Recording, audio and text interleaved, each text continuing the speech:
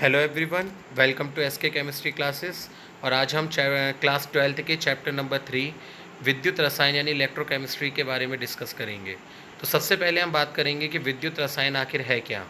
तो रसायन विज्ञान की वह शाखा जिसमें रासायनिक ऊर्जा तथा विद्युत ऊर्जा के एक दूसरे में परिवर्तन का अध्ययन किया जाता है, विद्युत रसायन कहलाती है। यानी केमिस्ट्री की वह ब्रांच जिसमें हम केमिकल एनर्जी और इलेक्ट्रिक एनर्जी के एक दूसरे में इंटरचेंज के बारे में पढ़ते हैं, वह विद्युत रसायन है। विद्युत रसायन में ऑक्सीकरण अपचयन अभिक्रियाओं का विद्युत प्रवाह के साथ संबंध स्थापित किया जाता है और इसको दो वर्गों में बांटा गया है, जिसमें पहला आता है विद्युत ऊर्जा का रासायनिक ऊर्जा में परिवर्तन अर्थात विद्युत अपघटन, और दूसरा रासायनिक ऊर्जा का विद्युत ऊर्जा में परिवर्तन यानी विद्युत सेल या विद्युत वाहक बल, जिसे हम इलेक्ट्रोमोटिव फोर्स भी कहते हैं। विद्युत अपघट्यों के लिए ओम का नियम और उनका चालकत्व।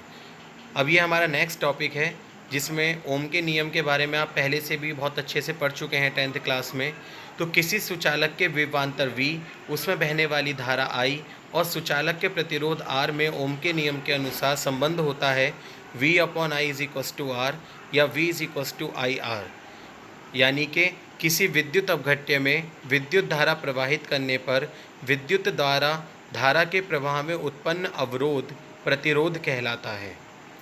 इसी तरह से नेक्स्ट हमारा टॉपिक आता है चालक का चालकत्व। काफ़ी इम्पॉर्टेंट टॉपिक है क्योंकि इस चैप्टर के ज़्यादातर न्यूमेरिकल इसी पोर्शन पर आपके डिपेंडेंट होते हैं। तो जैसे कि आप देख सकते हैं स्क्रीन पर, विद्युत अपघट्यों द्वारा धारा प्रवाह में डाले गए प्रतिरोध की जगह उनके द्वारा प्रवाह में दी गई सहायता को चालक का चालकत्व कहते हैं। इसे कैपिटल G से प्रदर्शित किया जाता है। यानी अगर हम अवरोध की जगह चालक तार को सुगमता प्रदान करें धारा के प्रवाह के लिए, तो उसके अंदर जो भी उत्पन्न होता है वह उसका चालकत्व कहलाता है। यानी धारा के प्रवाह में दी गई सहायता चालक का चालकत्व कहलाएगी। तो G=1/R हो जाएगा। R प्रतिबाधा है तो उसका व्युत्क्रम जो है वो सहायता हो जाएगा, यानी G=1/R। इसका मात्रक ओम इनवर्स होता है। इसी तरह से नेक्स्ट टॉपिक आता है चालक का विशिष्ट प्रतिरोध, जिसे हम प्रतिरोधकता भी कहते हैं। तो किसी चालक तार का प्रतिरोध उस चालक तार की लंबाई के अनुक्रमानुपाती तथा चालक के अनुप्रस्थ परिच्छेद के क्षेत्रफल के व्युत्क्रमानुपाती होता है। यानी R=L एंड R=1/A।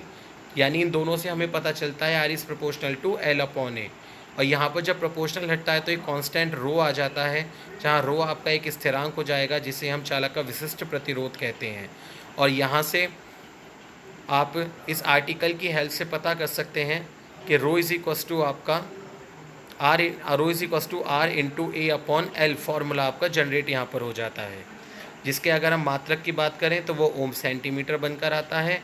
और अगर हम L को 1 सेंटीमीटर और इसके क्षेत्रफल को 1 सेंटीमीटर स्क्वायर कर दें तो रो R के इक्वल हो जाएगा। दैट मीन्स एकांक लंबाई तथा एकांक अनुप्रस्थ परिच्छेद के क्षेत्रफल के चालक का प्रतिरोध ही उसका विशिष्ट प्रतिरोध कहलाता है।